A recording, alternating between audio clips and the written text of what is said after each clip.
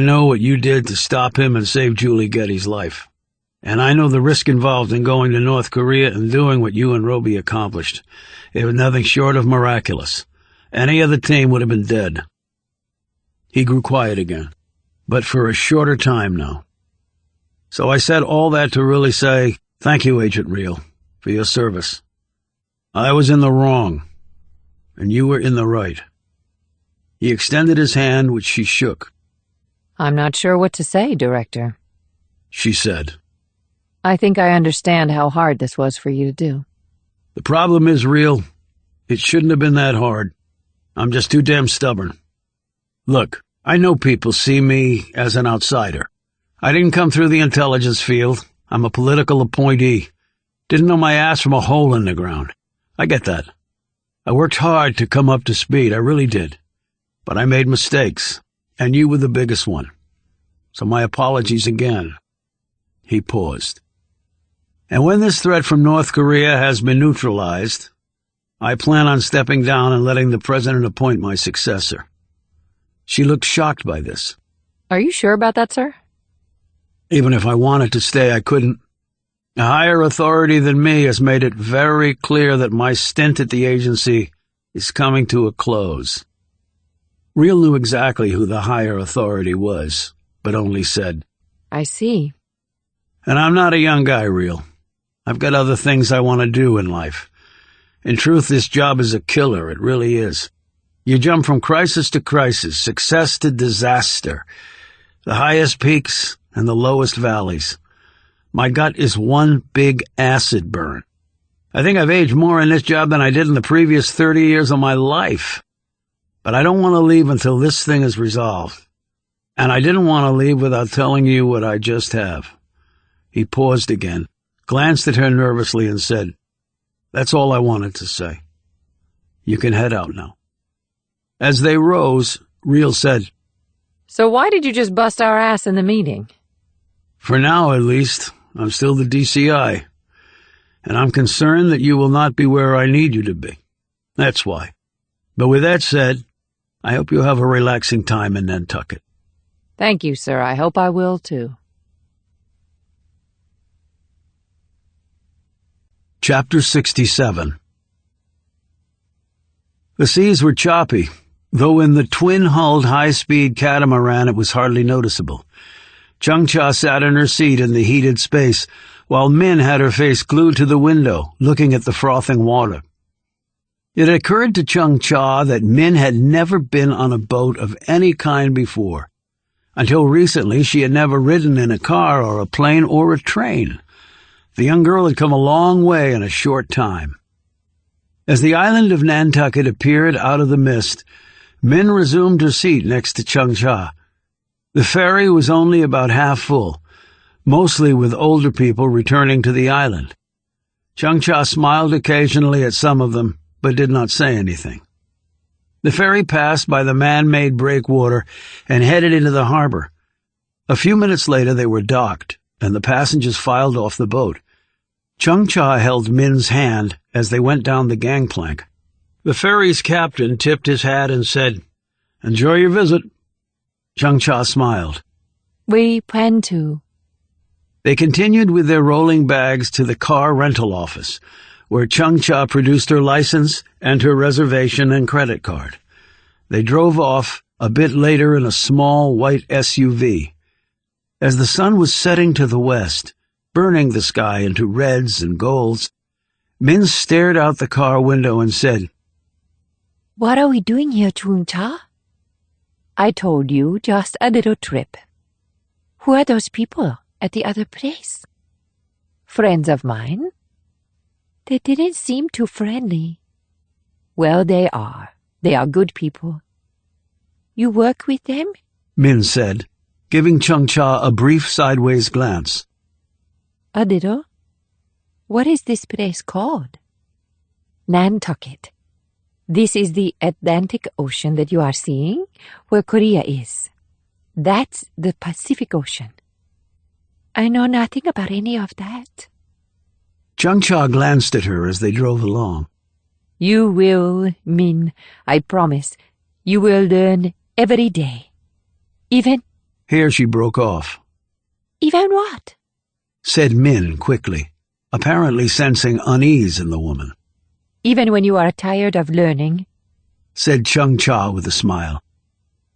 She had put her destination into the car's navigation system. The island was not large, but the roads were not very well marked, and she was glad of the assistance the computer provided. Min's eyes followed the little marker that represented their vehicle as it traveled along the navigation screen. She asked many questions about the device, and Chung-Cha answered as best she could. Their rental rumbled over the cobblestone streets of the village square. There were a number of people on the streets, and many shops were still open.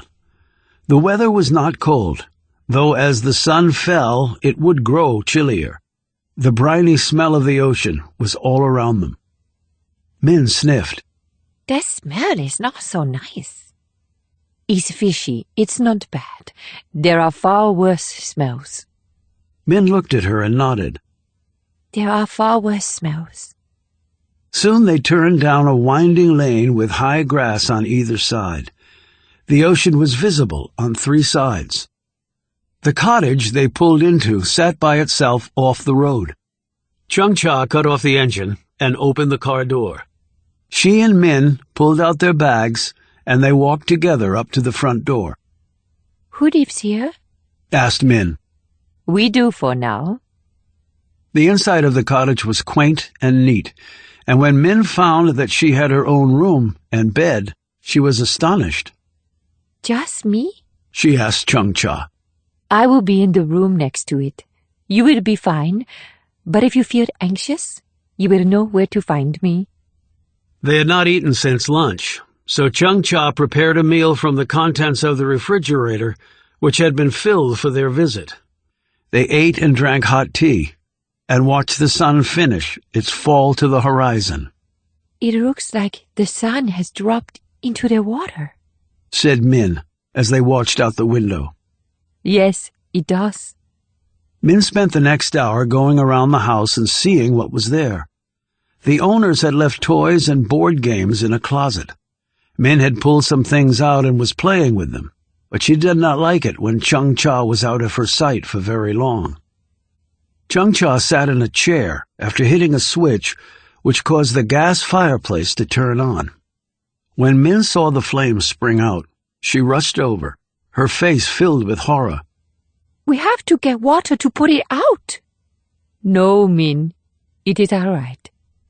It is the way it works. It gives off heat. See, draw close. Like this. It feels good. She and Min stood in front of the fire and let it warm them. An hour later, Min fell asleep on the couch next to Chung-Cha. Now Chung-Cha could get to work. Since she understood that the mission was not expected to produce any survivors, she had to think some things through.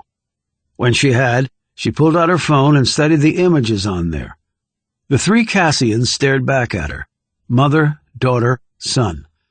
Next, she looked at images of Will Robie and Jessica Reel. She could just tell they were like her. They looked strong and capable and unafraid of anything. As Min quietly snored next to her, Chung-Cha went through all the files and details once more. The plan was still in progress, because they did not yet have an exact itinerary for the first family. In fact, there might not be one, since this trip was apparently not really part of the official schedule, but an impromptu decision.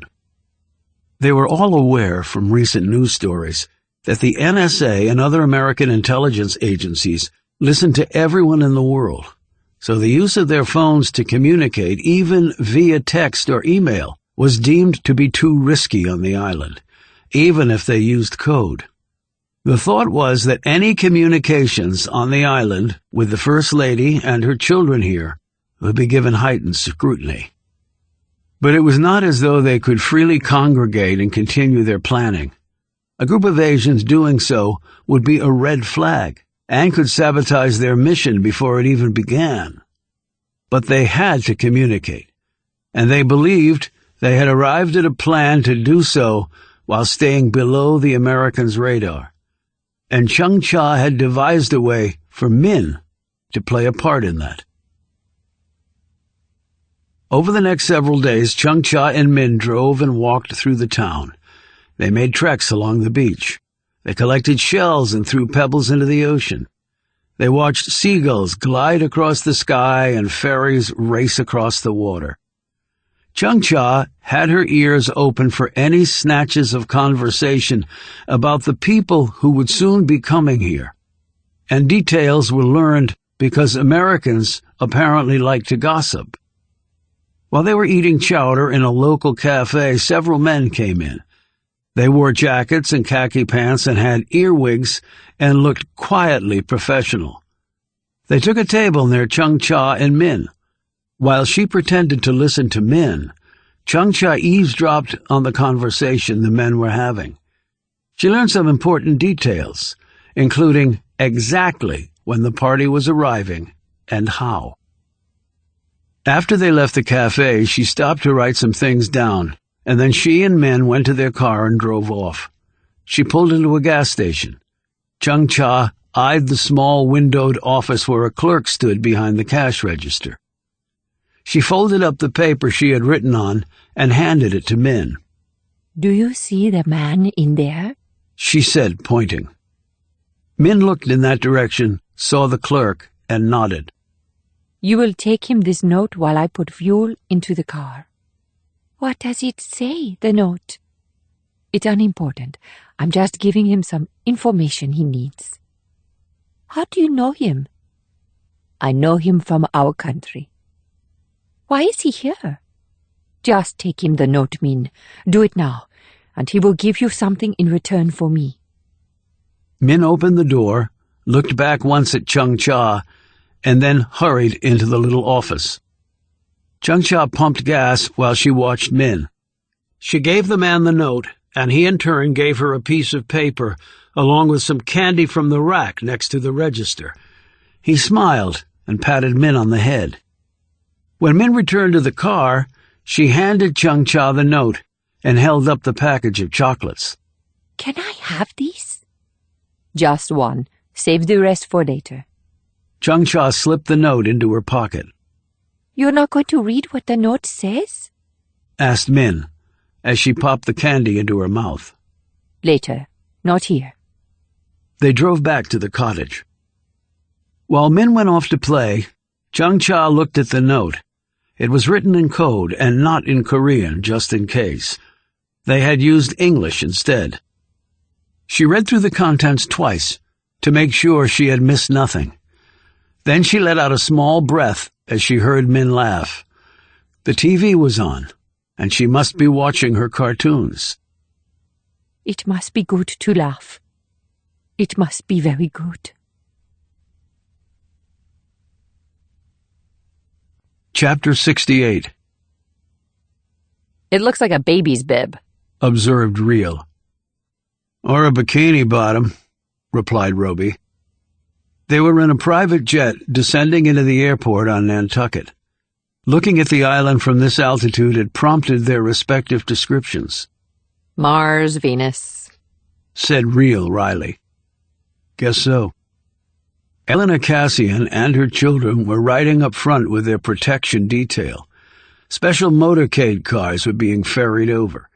If the president had been coming, the logistics would have been far more daunting. "Settled in 1641, about 48 square miles of land and about 58 more of water.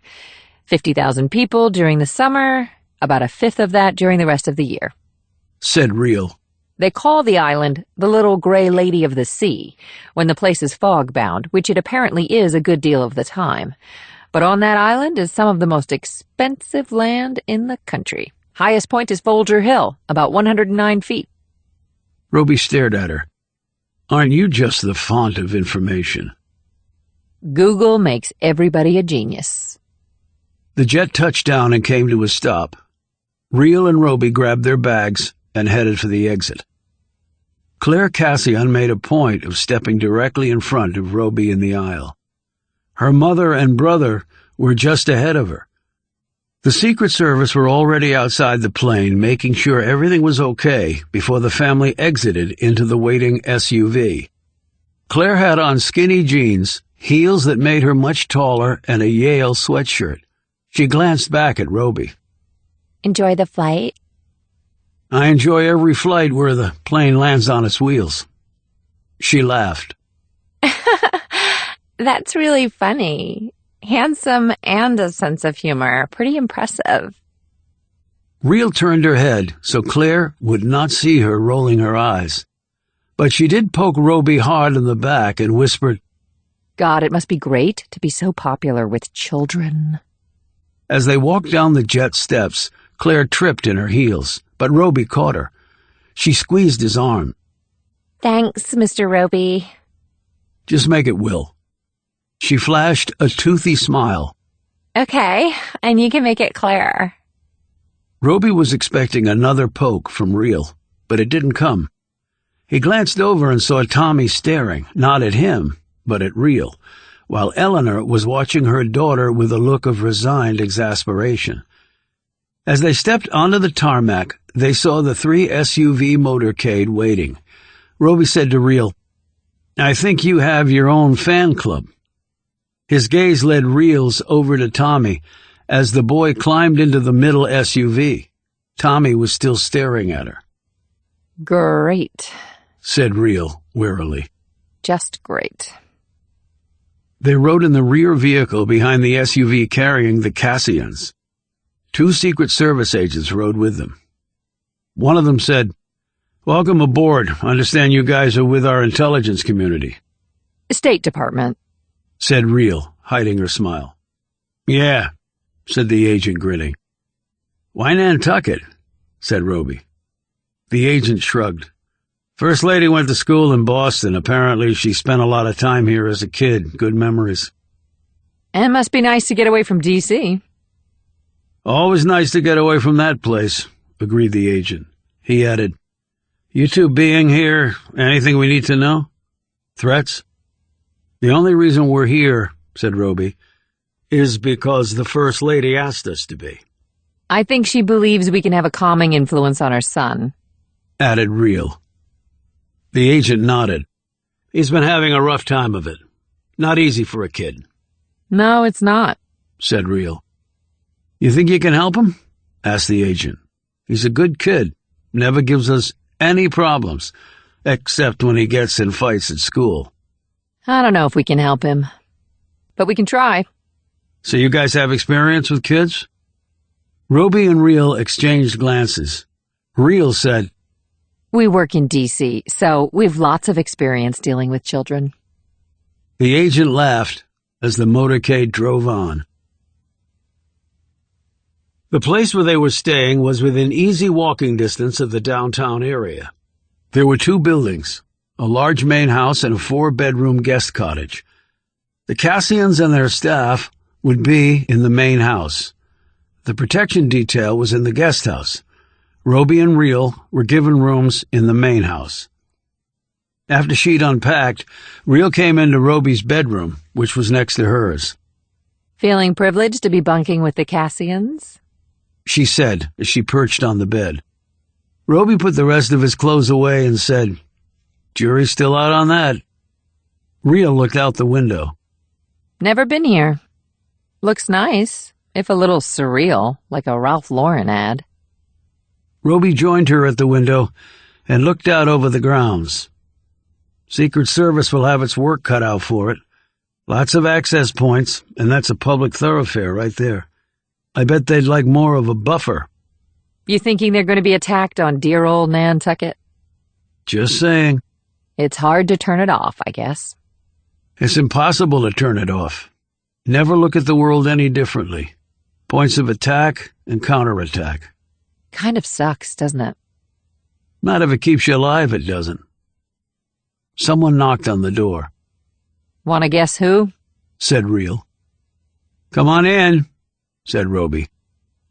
The door opened and there stood Claire. Her smile faded when she saw Reel.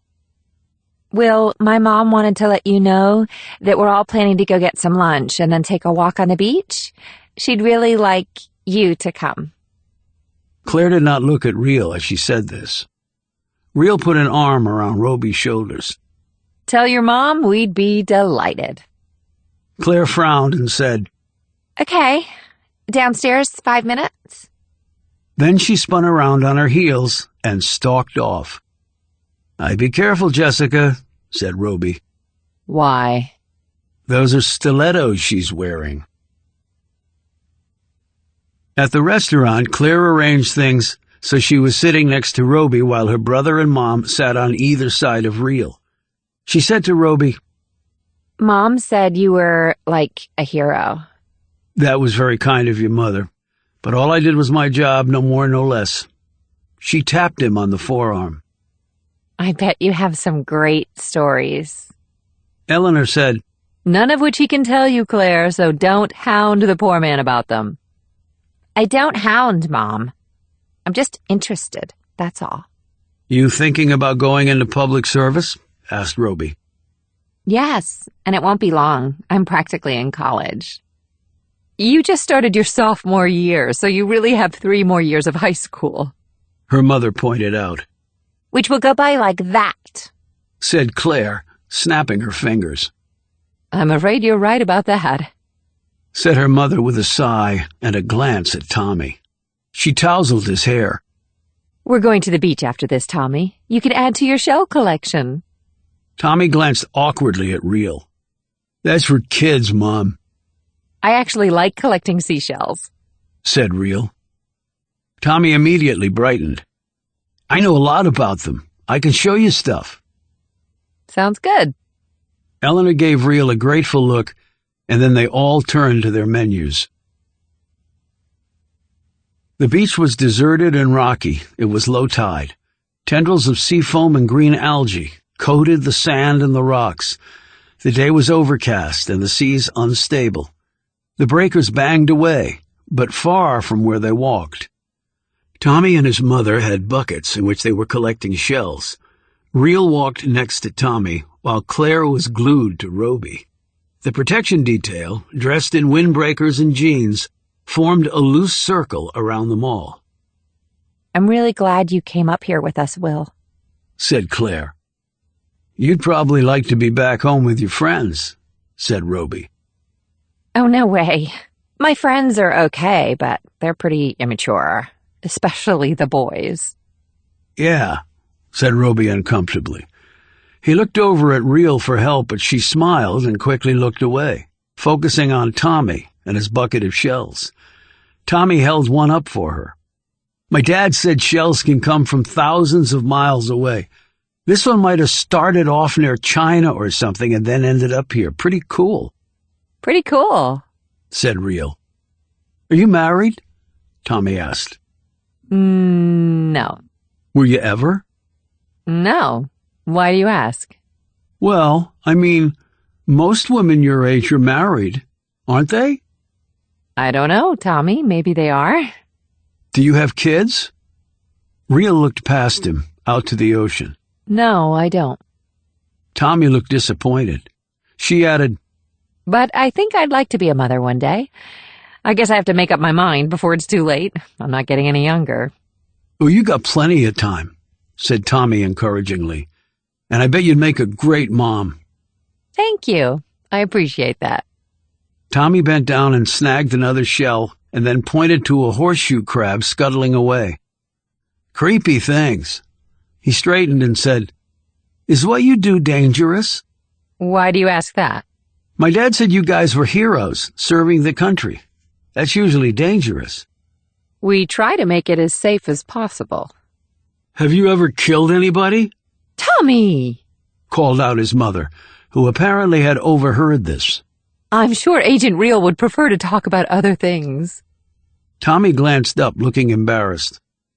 Sorry, No need to be. said Real. Asking questions is how you learn things. Can I ask you some? He looked at her nervously. Like what? Like what you like and don't like. Living where you do. I don't like any of it, said Tommy fiercely. None of it, really. He hesitated. Well, I mean, riding an Air Force One is pretty cool. You're one of the few kids to ever do that. And the Secret Service guys are nice. I'm sure. I don't like people saying stuff about my dad. I wouldn't either. My sister thinks I'm a useless idiot. Well, I'm afraid that would be the case regardless of where you live. It's just this thing between big sisters and little brothers. When you're older, you'll probably be really close. I doubt it. No, you will. Because what you're experiencing right now is so unique, Tommy, and you and your sister will always share that experience. She may not let on, but I would imagine this has been hard for her too. No, it hasn't. Everybody loves Claire. Really? Everybody? Tommy looked at the shells in his bucket. Well, there are a few girls at her school that give her a hard time. And she says one teacher hates her because she doesn't like Dad. So not everybody loves her then? No. Your mother obviously loves you a lot. She's always bossing me, fixing my clothes, my hair, checking my homework, telling me to do stuff. Right. I guess it'd be a lot easier on you if she didn't care. What? You know, she's the first lady. She can do pretty much anything she wants. She could have come up here by herself. Maybe go to the spa, get her hair and nails done, eat out all the time, see old friends. But here she is, bringing you here, collecting seashells with you on the beach. And I heard her say later there's going to be a big Scrabble tournament. I'm good at Scrabble. I almost beat my mom once. Wow, that's pretty impressive. Tommy looked over at his mom. To Real, he said, "Are you close to your mother?" She's not alive anymore. Tommy looked shocked. "Oh, I'm sorry. And your dad?" Real pursed her lips and looked away. He's been gone from my life for a long time. Were you ever close to him? No, we didn't have a good relationship at all, Tommy. Which is, I guess, why I envy people like you. Because you obviously have parents who love you very much. Not all kids do. In fact, too many don't. Tommy stood there for a bit, fingering a shell. I think I'm going to show my mom this one. I think she'll like it. Good idea. Real watched as he ran across the packed sand toward his mother. Then she looked away, out to the ocean, as far as she could see. When she turned back, she looked upward toward the parking lot that bordered the beach.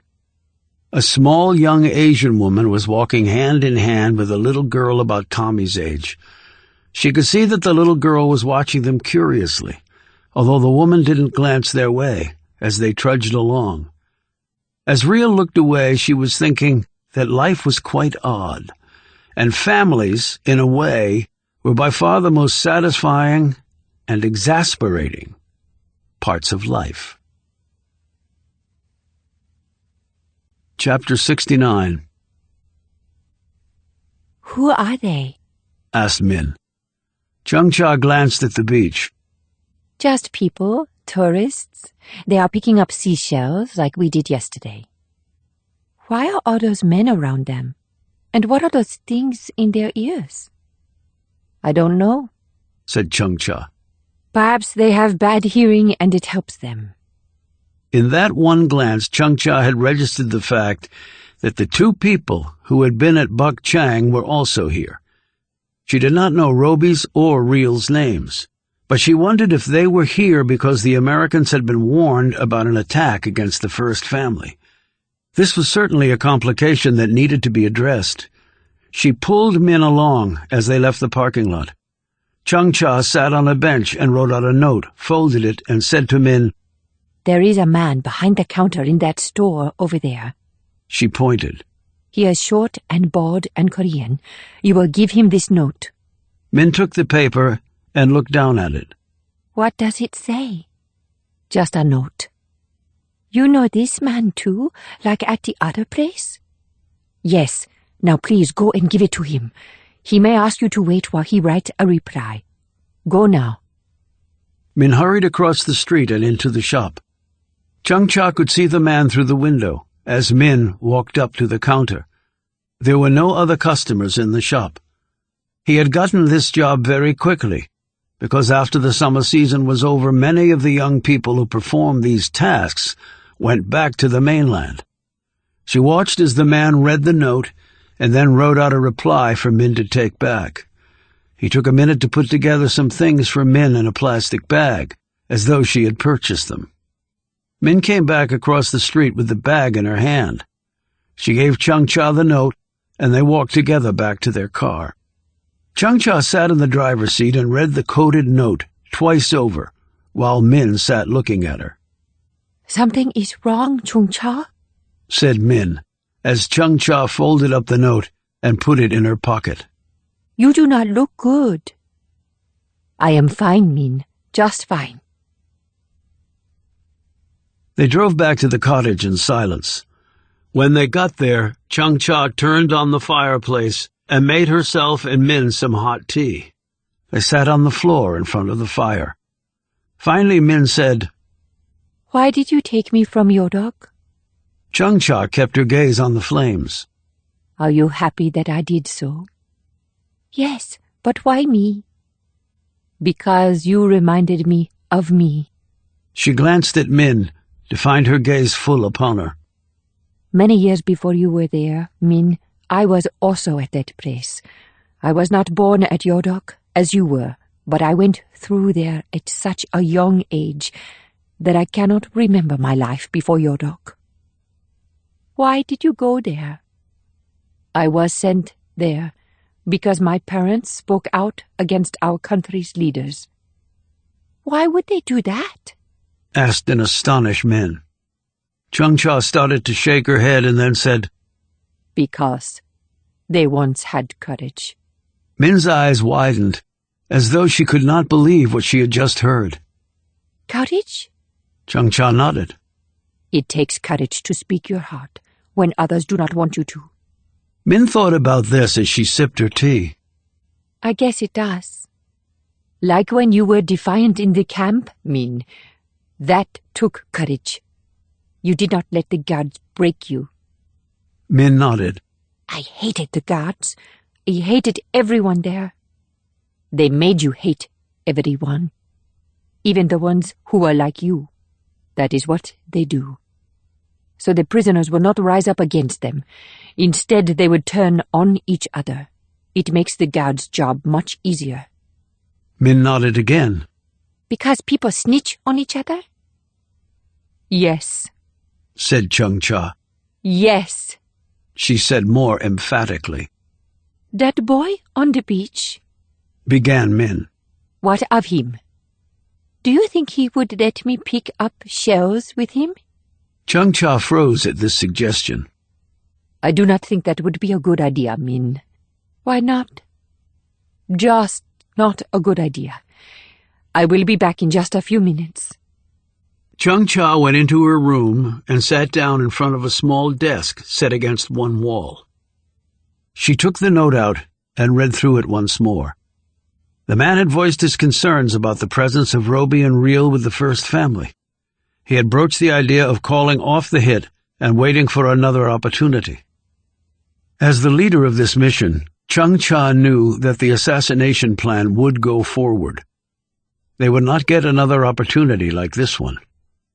After the Americans were dead, a note was to be left behind, written in English, that would detail the crimes that America had committed, crimes that had resulted in the North Koreans taking their revenge on the first family. This, it was believed, would hit the American public very hard. If nothing else, the American media would report anything, whether it made the government or country look bad or not. Such would be unheard of in North Korea. She glanced toward the door. Min was in the other room, no doubt wondering what was going on. Chung-Cha rose and walked into the other room. Min was still sitting in front of the fire, her teacup empty. Chung-Cha sat beside her. "Would you like me to teach you a few words of English?" asked Chung-Cha. Min looked surprised, but then nodded eagerly. Chung-Cha faced her, and in English said, "I am Min." In Korean she added, "Now you say that." Min's words came out garbled, but they kept working on it until the 3 words came out clear. "Now say, I am 10. Min accomplished this after 5 tries. Now put them together. I am Min. I am 10. Min said this, and waited for more from Chung Cha, who apparently was deliberating with herself, her features perplexed. What next? Asked Min eagerly. Chung Cha seemed to reach a decision and faced Min again. Now say, will you help me? Min mouthed the words first and then struggled through them, but they kept working on it until she could say them fluently. See? Now you can speak English, said Chung Cha. What does that last part mean? Asked Min. Will you help me? It is simply a nice greeting, if anything happens to me. Chung Cha realized at once that she had made a mistake.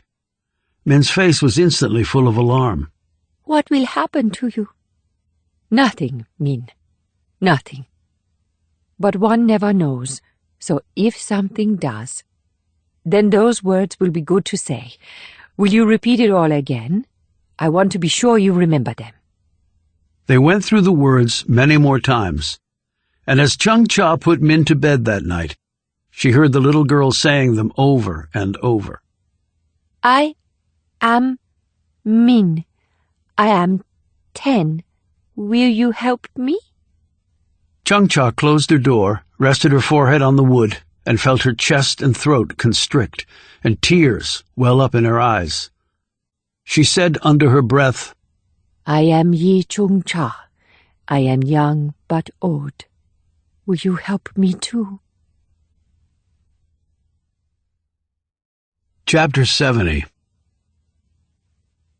After dinner that night, Eleanor Cassian met with Robie and Reel in the sitting room next to her bedroom. I want to thank you. She began. For what? Asked Reel. Whatever you said to Tommy really seemed to have made an impression. He told me this afternoon that he's going to control his anger at school and work more on developing friends. He's a really good kid, ma'am, said Reel. He's just struggling with being part of the first family. I know this is only a small step and there will be challenges ahead, but it is something very positive as far as I'm concerned. Glad we could help, said Reel. I hope you're enjoying yourselves. I don't know where your last mission was, but I doubt it was as bucolic and relaxing as it is here. It was most definitely not, said Robie. She looked at him. Now, if my daughter gets to be too much for you, please let me know. She can be quite headstrong and believes that she's already fully grown and knows everything. It'll be fine, Mrs. Cassian, said Robie. She's a very confident young woman. Yes, she is, said Eleanor. A little too confident, if you ask me. A bit later, Robie was strolling through the rear grounds of the property and stopped in front of a faded flower bed that would soon be turned under. The air was brisk, and he zipped up his jacket. He heard a door close behind him and turned around. Claire Cassian was advancing toward him. She had on another pair of skinny jeans and a long knitted sweater. In her front pocket, he could see the outline of her smartphone. She had traded in the stilettos for clunky boots that were more suited to the wet grass. She gripped a mug of coffee with both hands as she walked up. Nice night, she said. She held the mug up to her face and then said, Nothing like coffee on a crisp night in Nantucket. You like coffee? Said Robie. My mother doesn't like me to drink too much, but when I pull all-nighters studying, it helps. And when I go to college, I'm sure it'll be part of my diet.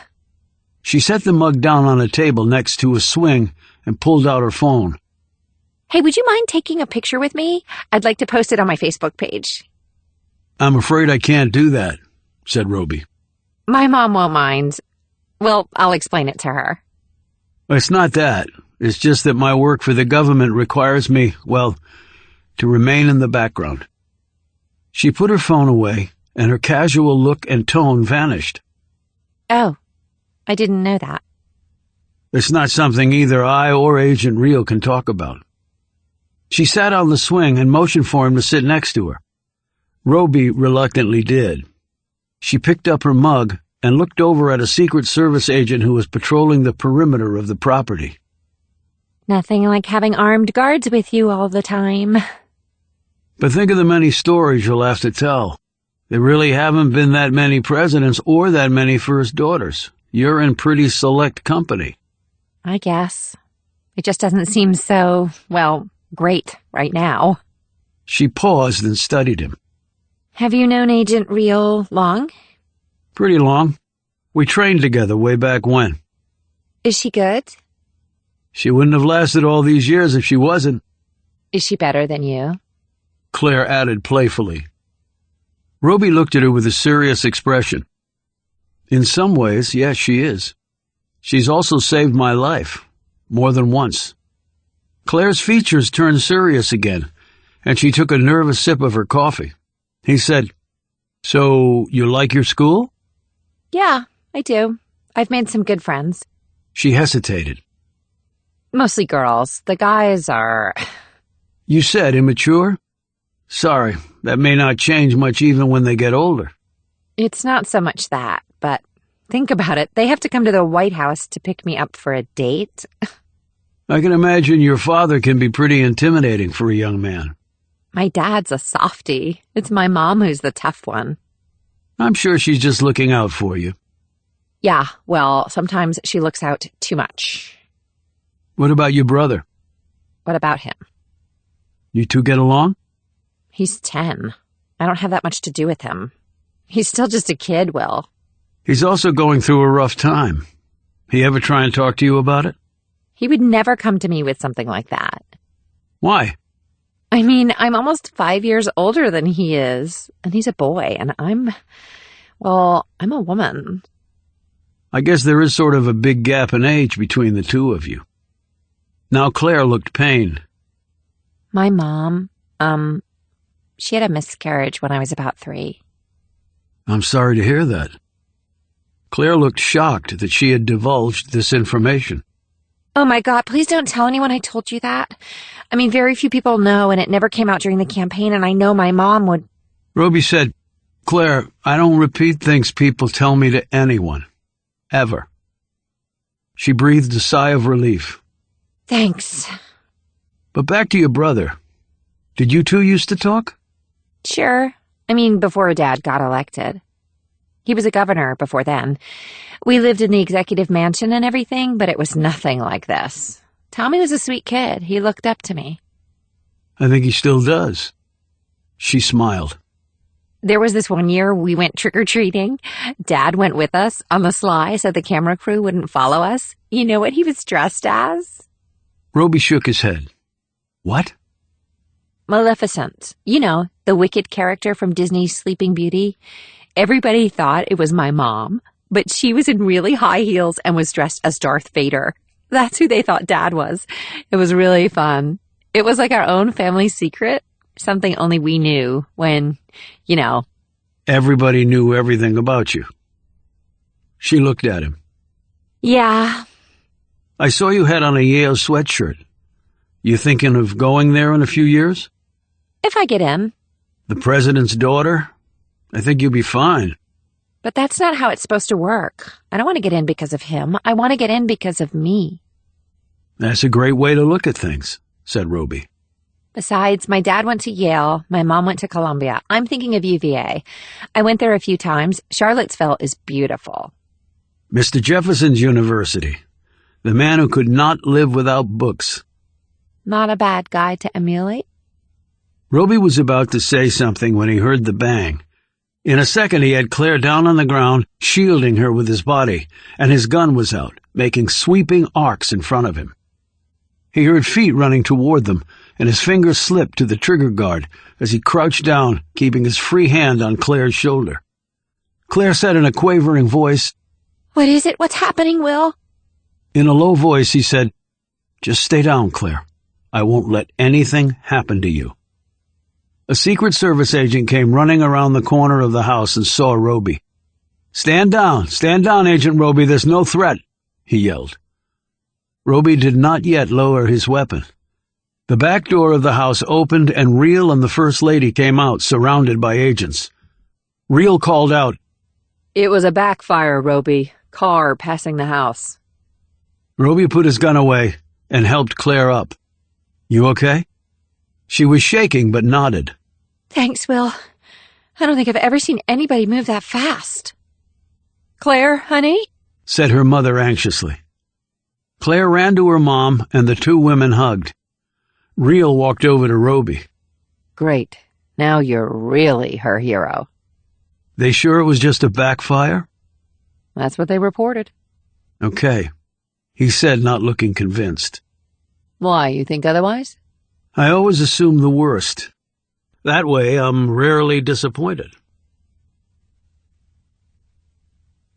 Chapter 71. The team came to the cottage very late at night. Min was in bed. Chung-Cha received them at the door and ushered them in. They sat at the table in the kitchen and spoke swiftly in Korean. One of the men and the woman were the same ones who had ridden on the train to D.C. with Chung-Cha and Min. Another of the men was King Jing-sang, a highly skilled operative from North Korea's Interior Ministry, who had arrived here 2 days ago. They all discussed, and Chung-Cha quickly vetoed the idea of postponing the mission because of the presence of Robie and Real. No one questioned her decision. They spread out pictures and diagrams and maps and briefing papers on the table. They were calmly discussing it all as if it were a college midterm team project, rather than the plans to assassinate a family. Chung-Cha held up 7 fingers. That is the number of Secret Service agents. The staff is irrelevant. They are not armed. The woman said, But there is local police support. Chung-Cha shook her head. I have observed them the last few days. They are nothing. There will be no problem. And the man and woman? Said one of the men. That helped free General Pak's children? A good thing for us, said Chung-Cha. 2 birds with 1 stone, I think is what the Americans say. We will kill them at the same time. She looked at Jing-sang. My colleague will now discuss what will happen after the targets are eliminated, and his words come directly from the Supreme Leader. Jing-sang took from his pocket a small vial. The Supreme Leader wants the world to know who did this. He wants them to understand that the United States cannot impose its will on our people without retribution.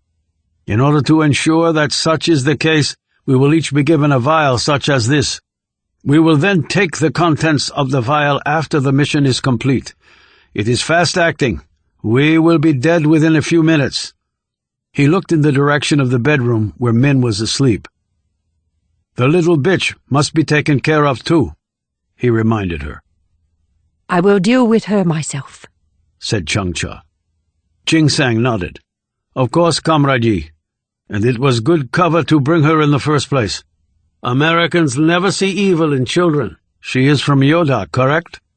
Yes. Jing-sang continued. Then it hardly matters. It is not like anyone will miss her. It is not like she is one of the core, and thus has value. Absolutely, said Chung-Cha. But under the table her fingers curled into a fist. I am also from Yodok, she thought. Out loud she said, Now there only remains the details of the actual attack. We believe that we have it in place and that it will provide us the best opportunity for success. She drew a paper from a file and unfolded it for all of them to see. There is a holiday that the Americans celebrate where they dress in costumes. Halloween, added Jing-sang. Yes. It is a stupid thing that they spend much money on. There is a parade that begins in the downtown section in front of a church. It proceeds through the main streets. But there will be many people around, said one of the men. That means distractions and obstructions and potential chaos. How can we be assured of our targets and reliable sightlines? Chung-Cha said, For one simple reason. Our targets will be gathering at the town hall before the parade for a meeting with the person who is the mayor of this Nantucket, and a few other important local people. The town hall will be otherwise empty. The parade does not start until 2 hours later. We will strike there, and we will strike hard. We will pierce the outer circle of security, and then the inner. And then we will complete our mission. Jing Sang said, "How did you come by this information? Is it reliable?" We have a person who helps to clean the mayor's office. Chung Cha said. He overheard them talking, and the itinerary for the town hall event was left on his desk last night. A person photographed it. It is reliable. I have verified it myself. Jing Sang nodded. Excellent. And now this holiday, Halloween, gives us the perfect way to breach their security wall. She knew that the Secret Service was prepared to die to protect its charges, but then she was prepared to die in order to kill those same charges. They finished their meeting and said their goodbyes. Before he left, Jing Sang pressed 2 vials into Chung Cha's hand. "To the glory, Comrade Yi. To the glory." She closed the door behind him and pocketed the vials. Chung Cha sat in front of the gas fire and finally fell asleep. She awoke with a start when she heard the noise. Her hand slipped to her pocket and closed around the knife. It was the same knife she had used to kill the British envoy. The cottage was dark, the fire the only illumination. She heard cautious footsteps coming from the kitchen. She silently made her way to that spot and peered around the corner. Min had poured out a glass of milk and was drinking it at the table. Then Min stopped, put the glass down, and picked up the photo. The photo that Chung Cha had foolishly left on the table.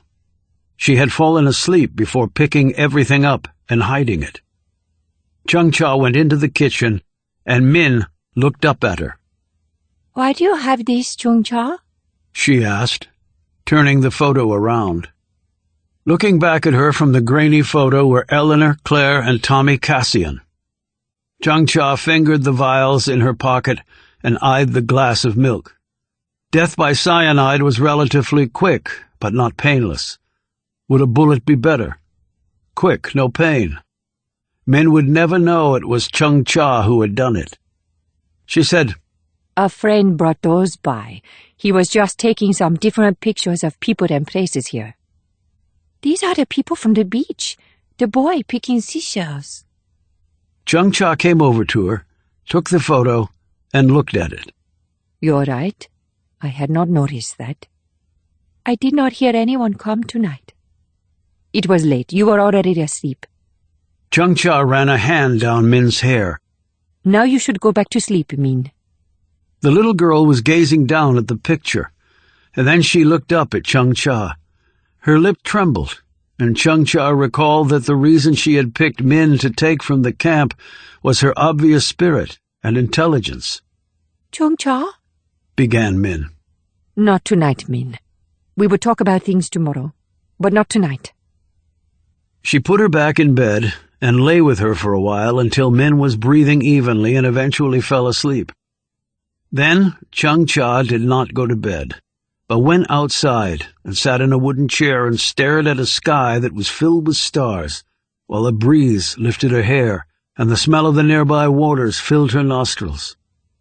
She took the vials of poison from her pocket and held them in front of her. They were small, yet deadly, just as she was. She envisioned herself lying among the dead at the town hall, the police and American agents swarming all over the scene, the world coming to understand what had happened. Perhaps the Americans and her country would go to war over this, with only one inevitable outcome to that.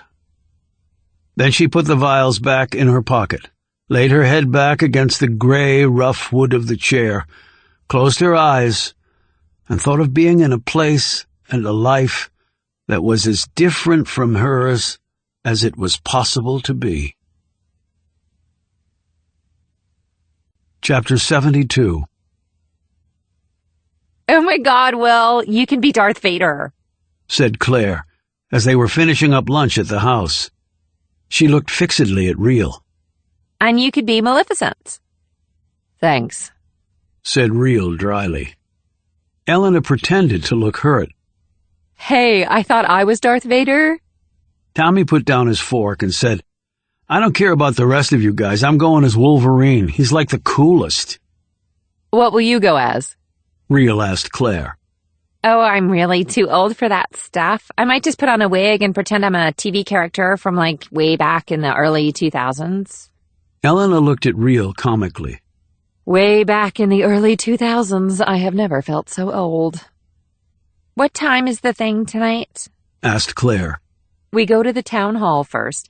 I have offered us up to be sort of the parade's grand marshals. So we're having a little pre-parade meeting, followed by a reception at the town hall. The mayor will be there along with a few others.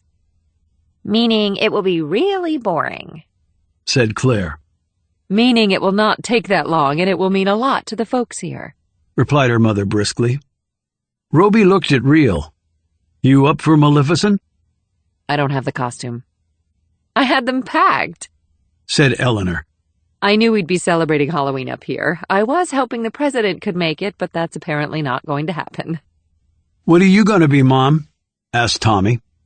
I think this year I'll venture way, way back to the 70s and go as Cher. She confided to Real, who was seated next to her. I've always loved all her different looks over the years, especially her hair. Cher? Cher what?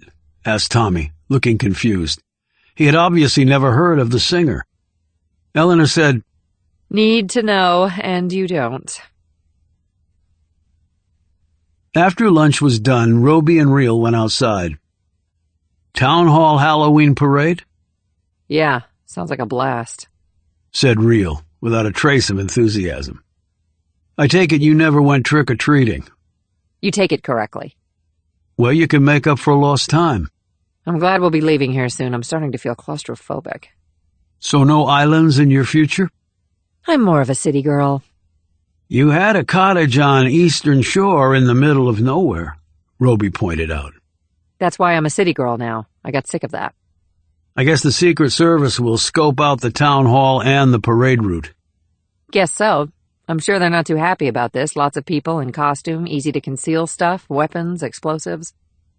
I'm sure they are not happy. At least the president's not here. If he were, I'm not sure they'd be doing the parade. Are you really going to dress up? Why not? And I have to be Maleficent? Huh? Well, it does fit your personality, said Robie. She punched him in the arm. So, when we get back to the mainland, what then? He asked. Wait for the next call up? Doubtful it will be the both of us. They tend to send us out solo. I know that, Robie. I'm thinking I have about another year of doing this, and then I'm calling it a career. She looked surprised. When did you decide that? It seems like just now, but I've been thinking about it for a while. He stretched his arm where the burned skin was. Your little booby trap on the Eastern Shore made me think about my life, I guess. He smiled to show her he was kidding, but Real did not return the look. I can't tell you how awful I feel about almost killing you. We were on opposite sides back then. It happened. I made it out. We're okay. She looked at his arm and leg where she knew the burns were. I'll make it up to you somehow, Robie. I think you already have. How? Well, most recently North Korea. Doesn't seem like enough. Trust me, it was, he replied. Are you really serious about getting out? I am very serious. What will you do? He shrugged. Who says I have to do anything? I've saved enough money. I live simply. I've seen the world, or at least the bad parts of it. I might just do nothing. You don't believe that, Robie? Not for a second. I might do nothing for a while, and then I'll figure it out. He studied her. What about you? You were all fired up to call it a career. Yeah, but then you said we could continue our careers and have a normal life. You made me believe that was possible. I still think it is. But now you're quitting, said Real, in a tone that indicated she felt he was betraying her. I said I'm leaving in a year. In our line of work, a year can be a lifetime. What about you? What about me? I know Evan Tucker had a private discussion with you. What did he say? That no matter how long it takes, he's going to bring you down? She let out a long breath and shook her head. No, he basically apologized for all the stuff he'd done. What? Said Robie, looking stunned.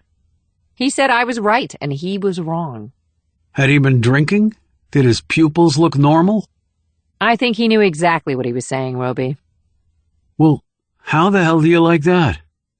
I wonder what happened for him to change his mind like that. He said he'd reviewed all the evidence and had given it a lot of thought. Plus, you and I had almost gotten killed trying to stop the conspiracy Gelder and Jacobs were involved in. And you and I risked our lives in Syria and in North Korea. I guess it all added up for him. So, does that change things for you? How so? You gonna stay on for a while? I don't know. Probably not, especially if you're not going to be around. He put an arm around her shoulder. Well, you've got a year to think about that. Yeah, if I live that long. Chapter 73. Min had never heard of Halloween. She had never worn a costume. She still didn't understand what Halloween was, though Chung Cha had tried to explain it to her. But she now had on a costume, and she had been given Halloween candy. They were at a small cafe on the main street of the downtown area that had been turned into a kids' party room before the parade was to start. Chung Cha had taken Min, who was dressed as a frog, her face hidden behind the costume, only her eyes and mouth visible. Chung Cha was in the costume of a pirate. The cafe was filled with children in a wide variety of outfits. At first, Min had been terrified to have the frog costume on, but once Chung Cha had shown her it was only plastic and cloth and couldn't hurt her, she allowed Chung Cha to dress her up. At the front of the cafe giving out candy were the Cassians. When Chung Cha saw this, she panicked slightly. She had seen security people roaming outside, but she never thought that meant the first family would be handing out candy. She said to Min, Go get your candy. I will be back. Then she hurried to the far corner of the cafe, quickly becoming lost among all the other costumed folks. Min looked around frantically for her. With the frog costume covering her ears, she had barely heard what Chung Cha had said. And then, when she saw that she was gone, she started to panic.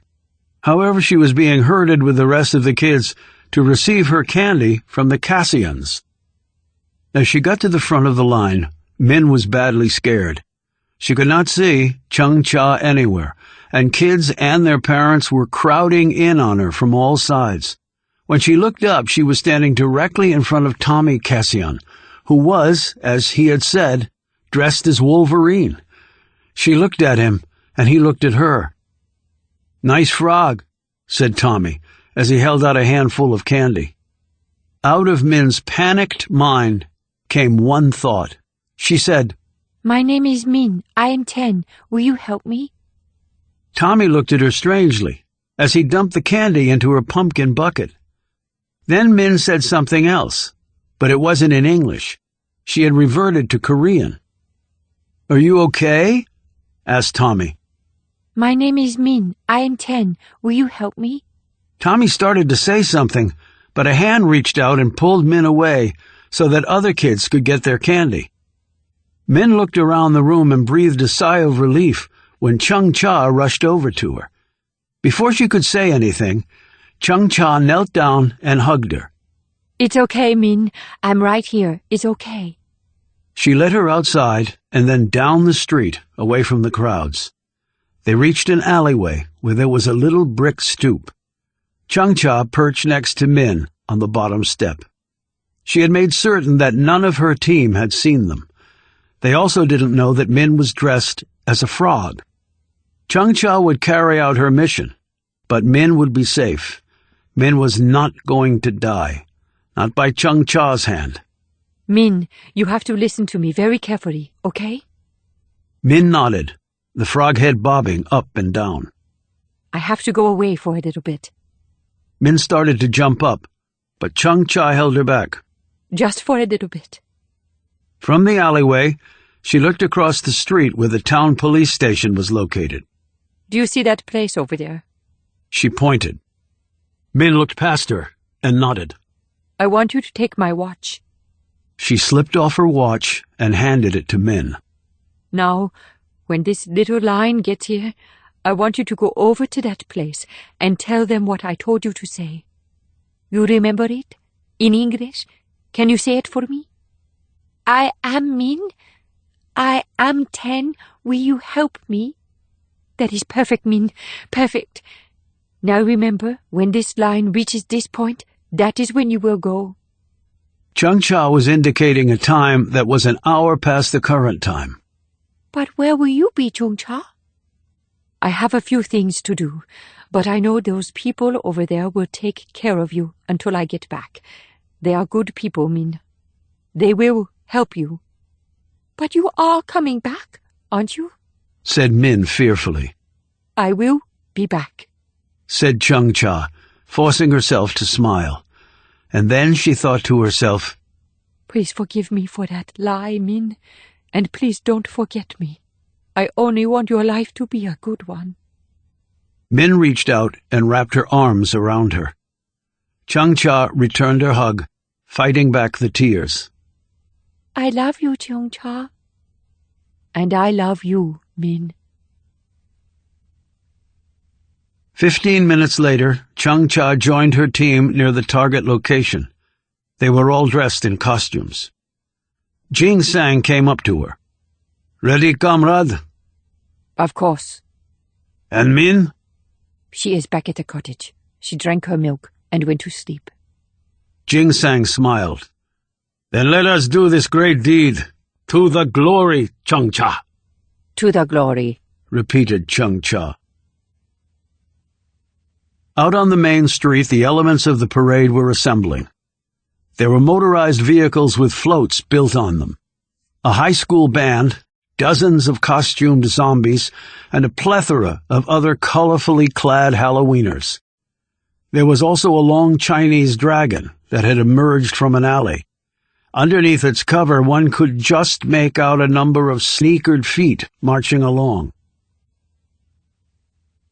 We ready to move to the town hall, Sam? Elena Cassian was looking at her protection detail leader. He spoke into his walkie-talkie, then gave her a thumbs up. We're ready to roll, ma'am. Side entrance over there, 2-minute walk to the left, and up the front steps. He and another of his men stood on either side of the Cassians as they filed toward the door. Sam gave Robie and Reel a high sign. They nodded and fell into step behind the Cassians. Claire was dressed in a poofed-out long blonde wig with a headband and skinny jeans. She turned and looked at Robie, who wasn't in costume. Can you guess who I am? He shook his head, while Reel, who had also decided against dressing up as Maleficent, looked on, a curious expression on her face. Stevie Nicks. She was a singer with some band way back. That some band would be Fleetwood Mac, said Reel. Yeah, them. They were apparently really popular at some points. I thought you were going as some TV character from way back in the early 2000s, said Robie. I was, but I couldn't think of any. My mom told me about this Stevie person, and she had a blonde wig. Yay for Mom, said Reel. The local police and the Secret Service detail surrounded the Cassians as they walked down the street toward the town hall. The sun was setting, and the sky looked nearly molten. The wind was picking up, and there was the threat of rain later that evening, something the parade organizers were desperately hoping would not happen. Chapter 74. They were nearly at the town hall when Robie spotted it. The Chinese dragon marched into place near the front doors of the building. He observed the great many feet under the dragon's skin. He looked at Reel, whose gaze was also on the dragon. Better be safe than sorry, he said, and Reel nodded in agreement. He spoke into his walkie-talkie, and a minute later the Cassians were being hustled into the town hall. Several deputies raced over to the Chinese dragon and started pulling up the dragon's skin. Robie saw astonished faces revealed when they did so. They were teenagers, American teenagers. Robie smiled at Reel. Okay, I'm officially paranoid, You think? she replied. They entered the town hall, and Robie said to Sam, "Dragon was a false alarm. Sorry, kinda like the car backfire." "No harm, no foul," replied Sam, though he looked a bit put off. Eleanor came over to them. What is going on? "False alarm, ma'am," said Sam. "We can proceed on schedule and—" He didn't get a chance to finish as a round hit him in the head, spraying everyone with blood. Robie grabbed Eleanor and jerked her downward as Real turned and fired shots in the direction where the round had come. Making her keep low, Robie pulled Eleanor toward the others. He yelled to one Secret Service agent who was shielding the two children, "Get them through that door, now!" Another agent came up to help, and together they pushed the kids ahead of them. Claire started crying as she saw Sam dead on the floor. Tommy looked too afraid to make a sound. Eleanor called out to her children even as one of the agents with them was hit in the back of the head and went down, falling over a stack of chairs. A body came tumbling down from the second-floor balcony and hit the floor hard. It was one of the deputies from the local police. He'd been shot in the forehead. They've got the high ground, Yelled out Real, as she kept backing away, acting as the rear guard and firing widely angled shots at the balcony to provide cover. "Move, move!" Robie urged Eleanor as more shots rang out. The other agent with Claire and Tommy went down with a bullet in his spine. "Real!" yelled Robie. Real catapulted across the room and hit the man who had just appeared in the doorway. Her kick crushed his face and sent him flying backward, his weapon sailing away. Before he could try to get up, Real had fired a bullet into his head.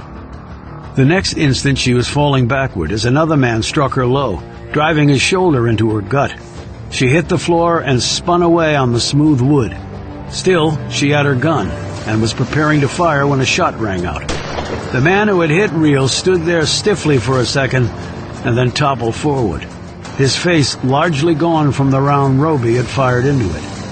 Claire and Eleanor screamed as another man raced into the room, brandishing an MP5 submachine gun. But before he could fire, Robie forced him to take cover when he emptied his clip at the man. Robie pulled Eleanor along and through a doorway as Real sprinted across the room, hurdled a table, grabbed both kids, and propelled them into the same interior room, kicking the door shut behind her. Back in the main room, another Secret Service agent and a deputy raced in. The deputy was shot in the chest and went down before even firing his gun. The agent fired 3 shots at the second floor, and a yell indicated that he had struck someone. Then he went down in a hail of fire from the man toting the MP5. But he still managed to empty his clip and kill the man who had just ended his life. Inside the other room, Robie and Real pulled the first family away from the doorway and flattened them to the floor, just in time. The MP5 rounds ripped through it, spraying metal and wood in all directions. As soon as the shooting stopped, Robie and Real led Eleanor and her kids through another interior doorway. He locked the door and then surveyed the room. It was small, windowless, and there was a set of stairs leading down. Real had already eyed it. Probably the cellar. She said. Curved staircase. Constrained fields of fire, he replied, understanding immediately. Gives us an edge. Not much choice. Let's do it. They propelled the first family down the steps. The cellar was even smaller than the room above and had no exit. They were trapped. There was a stout wooden table that they immediately overturned, putting Eleanor and her children behind it. They could all hear the gun battle taking place around them. There were screams, and the zings of bullets missing, and then the thuds of bullets hitting, and then bodies falling. Claire was now hysterical.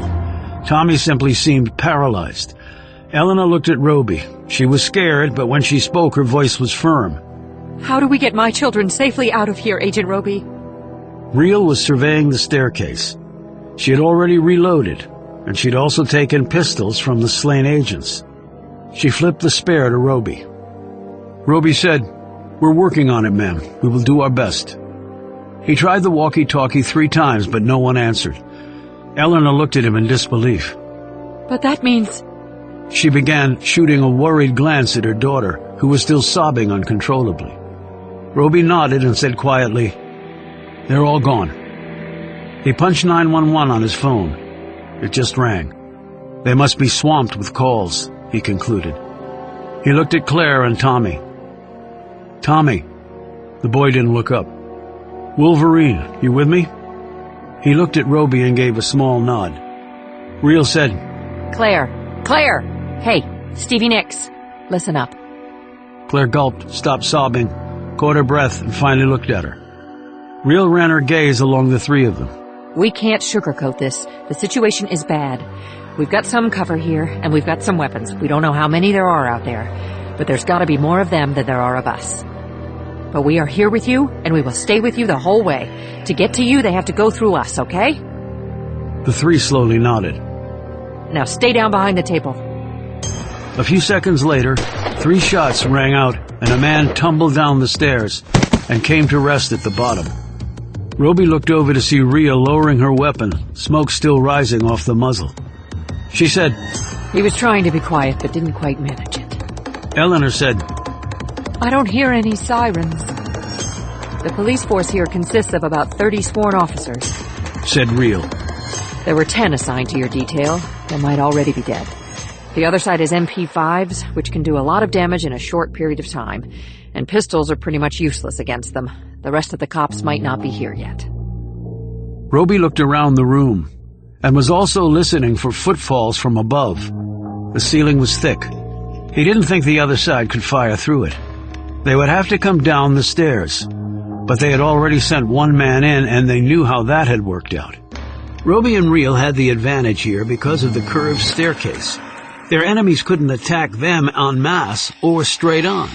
The curve allowed Robie and Real to fire before the attackers could line up their shots. They suddenly heard a loud bang from upstairs, and then people screamed, and then there was gunfire, and then more screams, and more gunfire, and then silence. And then they heard voices, but the words were not English. Shit, muttered Real. She looked at Robie. His gaze was on a shelf in the corner. On the shelf was a stack of old clothes. She once more glanced at Robie, who nodded. Real ran and grabbed some of the clothes. She flipped out her knife and started cutting them up. What are you doing? asked Eleanor. Getting us some protection, Robie answered. But those won't stop bullets, said Eleanor. When Real was done, they worked the small strips of cloth into their ears and then tied other pieces that Real had fashioned in the size and shape of kerchiefs around their neck. They helped Eleanor and the kids do the same. What are these for? asked Tommy. Flashbangs, answered Real. That's what we just heard. They're really loud, and the light flash is blinding. And there's a lot of smoke. The other side obviously has them. They're used to disorient, added Robie. And they do that job well. They heard more shots come from upstairs, and then a number of footfalls. Robie and Real eyed each other, and then pushed Eleanor and the kids flat on the floor. Cover your eyes and nose with the cloth, and put your hands over your ears, and stay down. Robie and Real took up their positions, one hand on their kerchief to pull it up quickly. Only they wouldn't have much time to recover and return the fire that was surely going to follow the flashbangs. But they didn't have any other options. They heard the door open, and then down they came. Not one flashbang or two, there were 3 of them. Robie and Real hit the floor a second before the trio of explosives detonated. The combined sound was deafening, blowing right through the bits of cloth pushed into their ears, and the hands that covered those ears couldn't do much to deaden the noise. The smoke penetrated right through the flimsy cloth and into their mouths, noses, and lungs, and the flashes of light were like looking into the sun, even though they were staring at the floor. Eleanor and her children screamed, and then all 3 passed out. By the time Robie and Real staggered to their feet, coughing and sickened by the blast, smoke, and light, they were surrounded and outgunned. MP5s against pistols. North Koreans wanting bloody revenge. It was over. Chapter 75. By the time Eleanor and her children came to, Robie and Reel had had their weapons taken from them, and they stood with their hands behind their heads. Their faces were ashen, and they swayed on their feet, looking nauseated and unbalanced. "Oh, my God," said Eleanor as she rose, pulling her children up with her, and then putting them protectively behind her. Composing himself, Robie said to the North Koreans, "This place is surrounded. You're not going to get away. If you surrender now, you will not be harmed." He knew as soon as the words were out of his mouth that the North Koreans didn't care about getting away. He could see it in all their faces. 5 men and 1 woman. The woman was dressed as a pirate. She looked vaguely familiar. Chung Cha stepped forward and said, "We are here to right the wrongs of your president." Reel said, "Gotta tell you, this is not a great way to go about it." Chung Cha said, "You and he were in our country. You took prisoners that belonged to us. Your country planned to kill our leader. For that you must and you will pay, all of you." Eleanor said, "I have no idea what—" Jing Sang fired shots into the ceiling. "Do not interrupt, woman!" he roared, as Eleanor, Claire, and Tommy dropped to their knees, shaking with fear. Chung Cha continued, "You will all die right here. This will be a message to the world that the evil empire of America cannot and will not attack our great country without retribution that is fierce and swift and noble." Robie said, "You'll need hostages to get out of here. 5 is unmanageable. Take me and my partner. Like you said, we were the ones over there. We took you prisoners. These folks did nothing. Leave them here and use us to get out of here." "We are not getting out of here," said Jing Sang. He pointed his muzzle at the floor. "We die right here. After you do, that is." "So this is a suicide mission?" said Reel.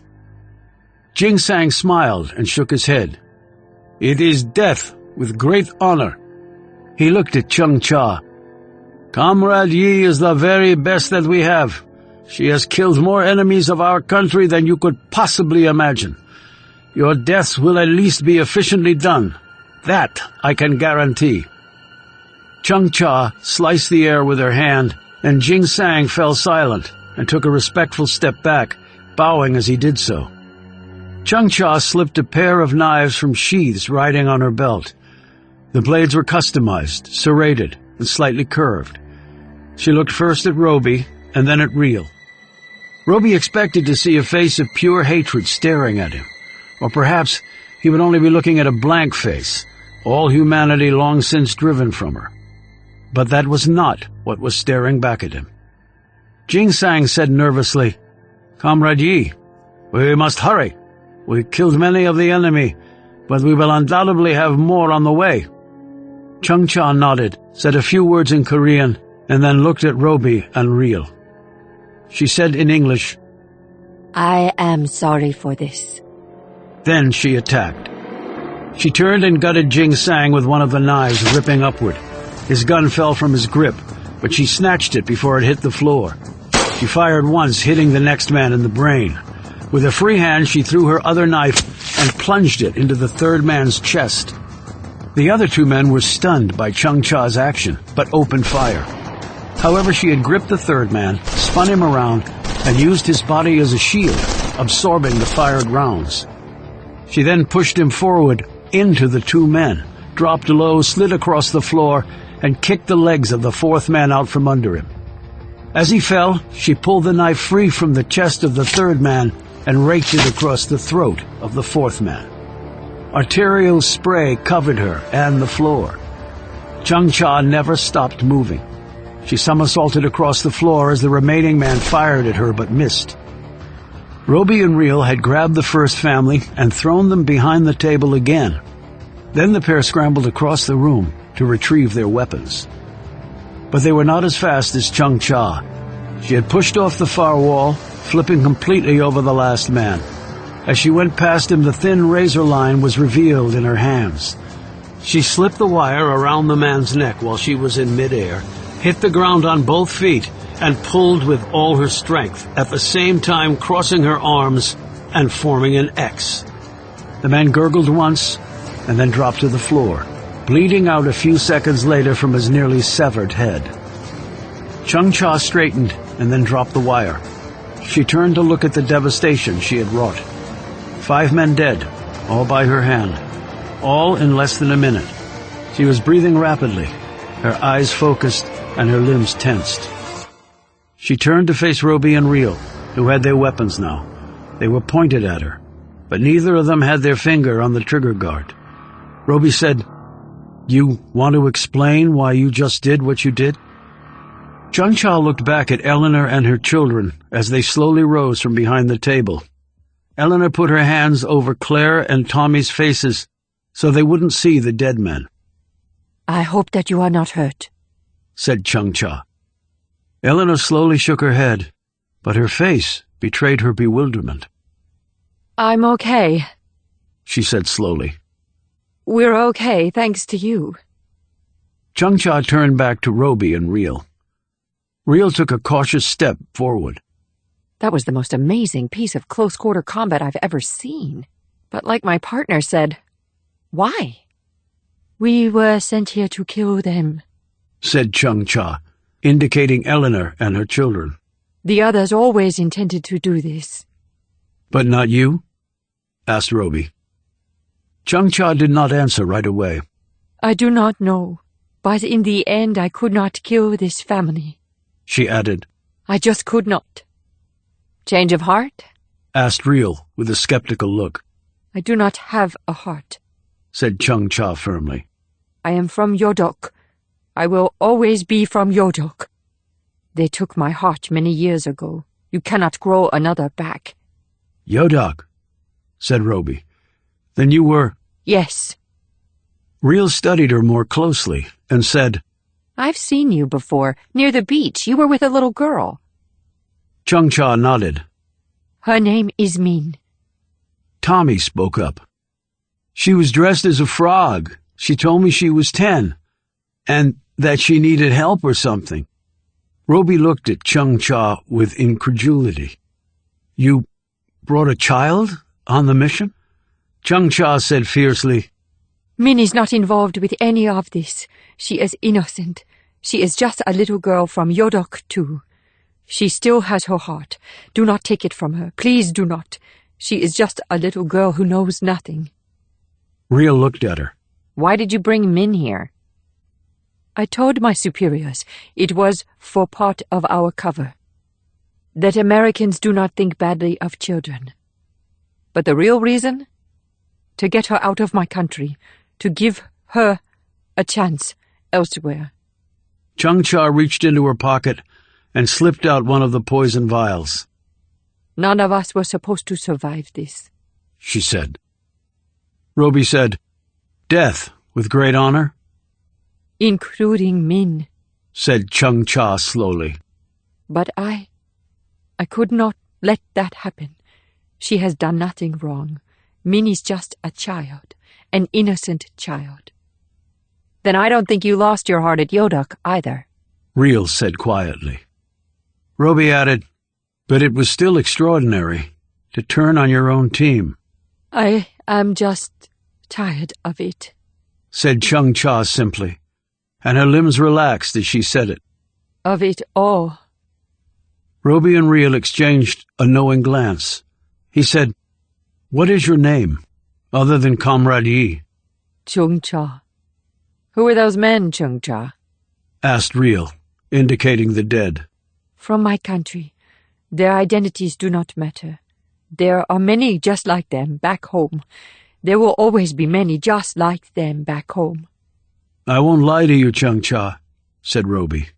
"You're in a world of trouble, even with what you did here."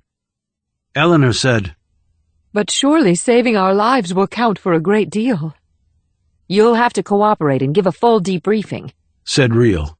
"Exactly how you were able to get here undetected, how you knew of their itinerary, how you breached security."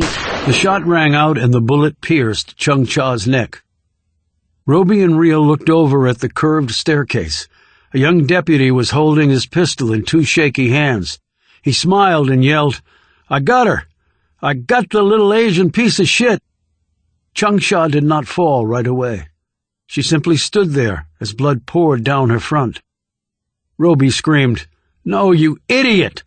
He lunged for the deputy and knocked the gun out of his hand. Real was able to grab hold of Chung-cha before she fell to the floor. She gently laid her down. She saw the bullet's entry wound and stuck her fingers inside it, trying to close the struck artery, but she couldn't get the bleeding to stop. She tore off her shirt sleeve and pressed the cloth over the wound, trying to staunch the bleeding. Come on, stay with me. Come on, Chung-cha, look at me. Focus right on me. She turned and screamed. Robie, we need an ambulance, and we need it now. Robie had already hit 911 on his phone, and this time the call went through. But as he ordered the ambulance, he looked over at Chung-cha and knew that it was too late. She was already chalk white and covered in blood. Real looked down at her, cradling her head with one hand, while keeping the cloth pressed against the wound with the other. Chung-cha lifted her hand and touched Real's face. In a voice that grew weaker with each word, she said, Her name is Min. She is dead. Please help her. I will. I promise I will. Min will be fine, but just don't give up. Help is coming. You're going to be okay. Don't leave. You're going to make it. I know you can do it. You're the best I've ever seen. Chung-cha did not seem to be able to hear her. She was now mouthing the words over and over. Her name is Min. She is 10. Please help her. And then she said quite clearly, with her last bit of breath and a final burst of fire, I am Chung-cha. I am young but very old. Please help me. Then her mouth stopped moving, and her eyes became fixed. Real just sat there frozen for a long moment, and then gently laid the dead woman's head down on the floor. She looked up at Robie, tears in her eyes. She shook her head once. Then she rose, shoved the deputy out of her way, and walked up the stairs. Chapter 76. The attack on the first family had driven the two countries nearly to war, but a diplomatic stalemate was reached that allowed the North Koreans to save face and kept the administration from having to reveal potentially embarrassing and politically damaging facts about the planned coup on the North Korean regime. The Nantucket attack was blamed on rogue elements within North Korea, their actions denounced by the leadership. There the matter was laid to rest, at least for now. The North Korean team had infiltrated the town hall by virtue of their Halloween costumes. They had killed a guard near the rear door, entered that way, and then sealed off the building, killing the inner cordon of guards as they went along. The lone deputy who had shot Chung-cha had finally gotten into the building, seen what had happened, and followed the sounds to the cellar, where his shaky aim had still proved lethal, unfortunately for Chung-cha. Robie and Real had received the heartfelt thanks of the president and his wife and their children. They were told that they had earned the status of unofficial members of the first family. Tommy was more hero-struck than ever, but both he and his sister were being given counseling to help them cope with what they had seen and endured. Claire was clearly not herself. Her brashness struck clean from her. Now it seemed that her brother was supporting her, which might actually have been a good thing for both of them. Eleanor had warmly embraced Robie and Real as they were leaving the White House. My children and I owe you our lives, she said. No, replied Real firmly. We all owe our lives to Yi Chung-cha. After the White House meeting, Robie and Real sat in Robie's apartment. They had learned a lot about Yi Chung-cha through the information pipeline that was the CIA. What they learned had made Real even more depressed than she already was. She survived all that, all those years at Yodak, having to kill her own family to get out of that hellhole, starvation, torture, killing on behalf of that rogue nation, and then saving our lives. For what? To take a bullet from an overzealous cop? He didn't know, Jess. He thought she was the enemy. Well, she wasn't. You know, Pyongyang wanted her body returned there. She nodded. But we didn't do it. She's buried here. Why do you think she did it? I mean, really? I took her at her word. She was tired of it all, Robie, just like I am. I guess. She was better than us. You know that, don't you? She probably was. I've certainly never seen anyone take out 5 opponents the way she did. When she pulled out her knives and looked at us, I knew she wasn't going to attack us. Why? I mean, I thought she looked conflicted, but she told us she was sorry about it. Did you ever tell someone you were sorry before you killed them? Robie sat back in his chair and thought about this, and then finally shook his head. No. She did it for Min. Robie nodded again. For Min. Pretty ingenious the way she got the girl out of the country like that. Well, if she thought the way she fought, she would have made one hell of a chess player. 6 steps ahead. Right. Blue Man seems to think that tensions will simmer down between us and North Korea. Robie said, until they start to boil again. I'll take a little peace and quiet for now. Won't we all? Which brings us to Min. Yeah, it does. Do you think they'll go for it? Well, everything is in place. So now all we can do is ask, Jess. Then let's go ask. You sure? As sure as I am of anything these days. Robie grabbed his car keys, and they set out. They had had to jump quite a few hurdles and work their way through various agencies, but then an opportunity had presented itself. They had recruited Kim Suk to help them, and he had readily agreed. They made 2 stops on the way and then completed the drive to the big townhouse in Northern Virginia. Robie had phoned first, and they were waiting for them. Julie Getty opened the door. Standing opposite her were Robie, Real, and Suk, and Min. The little girl was dressed in yellow tights and a long shirt with sneakers. She had a yellow ribbon in her hair. She was well scrubbed, but her face was red for another reason. She had been crying for the loss of Chung Cha, and she was scared. Hey guys, come on in, said Julie warmly. Her guardian, Jerome Cassidy, had recovered from his injuries at the hands of Leon Dykes' men and was waiting for them in the family room. He was middle-aged and lean, with long grayish hair neatly tied back. He greeted Robie, whom he knew, and was introduced to Real. Julie's told me a lot about you, said Jerome. Just the unclassified parts, amended Julie with a smile. Julie sat next to Min and said, I'm Julie, Min. Then she said a few words in Korean, some of which Min understood. Suk laughed. Not bad, but you need practice. I know, said Julie with a wry grin. Min said, I am Min. I am 10. I'm 15. 5 more than you, replied Julie. Min smiled, but did not seem to understand this. Julie took one of her hands and counted off the fingers. 5, this many. Min nodded and counted to 5 in Korean. That's right, said Suk. Very good. Jerome said, So, Robie, you filled me in a little bit on this, but I'd like to hear more. Robie explained what he could about where Min had come from, and then what they had come here to ask. Could Min live with them? She can't go back to North Korea, said Real. And traditional foster care can get a little tricky with her situation, explained Robie. I know it's asking a lot, but you 2 are the first ones I thought of. Min can't understand English, really. Hell, she can't understand a lot of things.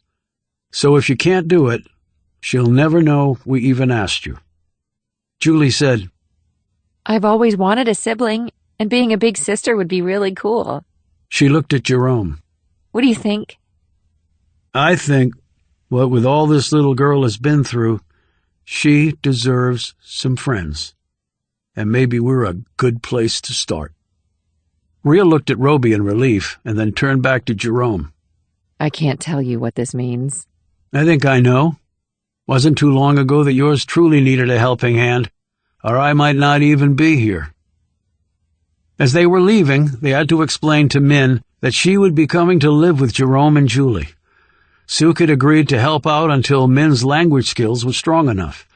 At first, Min clung to Suk, but Julie kept delicately enticing Min away from him, until the little girl finally took Julie's hand and walked off with her.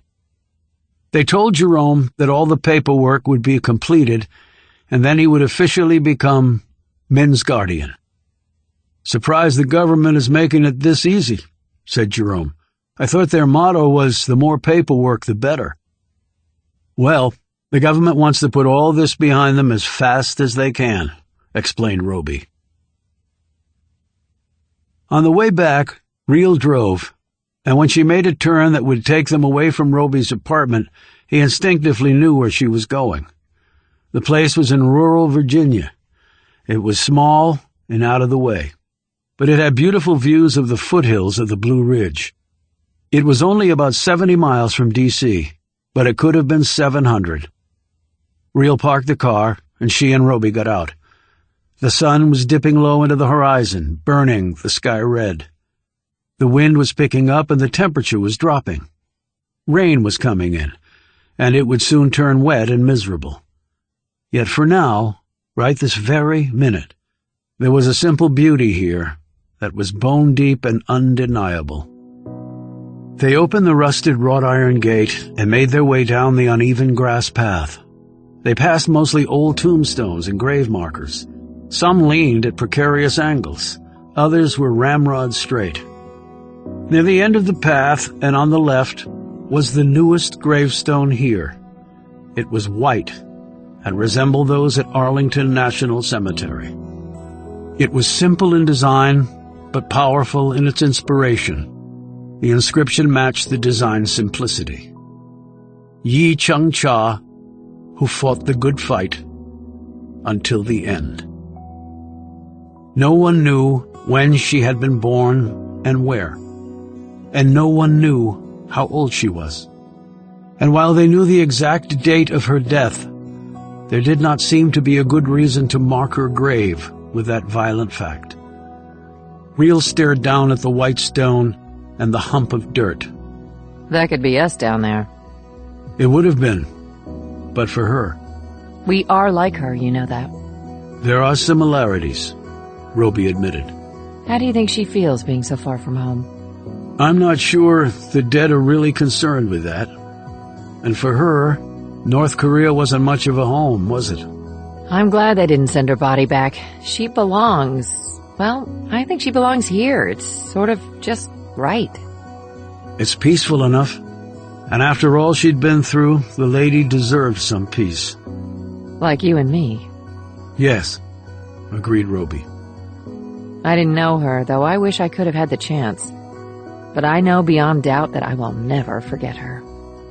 She left a piece of herself here, in Min. And now she's given Min the chance to have a life. We can help her with that life. We have helped her. I mean more than giving her to Jerome and Julie. Robie looked surprised. Do you want to do that? Yes, and not just because we owe it to Chung-cha. Reel knelt down next to the grave and brushed a few leaves off the freshly turned dirt. It's because... well... She rose and placed a hand over Robie's. It's because it's something people should do. She paused. Even people like us.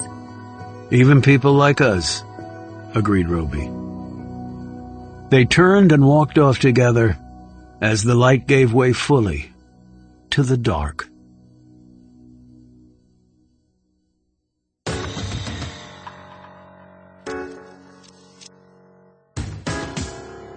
This has been a Hachette audio production of The Target, written by David Baldacci, read by Ron McClarty and Orla Cassidy, produced and directed by Kevin Thompson, recorded by Adam Runer and Matty Argyropoulos, post-production by Merlin Music, New York City.